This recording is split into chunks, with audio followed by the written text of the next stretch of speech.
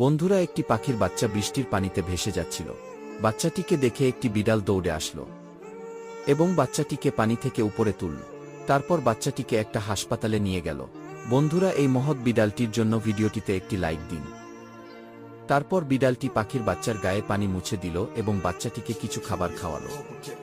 দেখুন বন্ধুরা, বিড়ালটির পরম যত্নে পাখির বাচ্চাটি ধীরে ধীরে কত বড় এবং সুন্দর হলো। তারপরও বিড়ালটি মন খারাপ করে বসেছিল, কারণ আপনি এখনও চ্যানেলটি সাবস্ক্রাইব করেননি।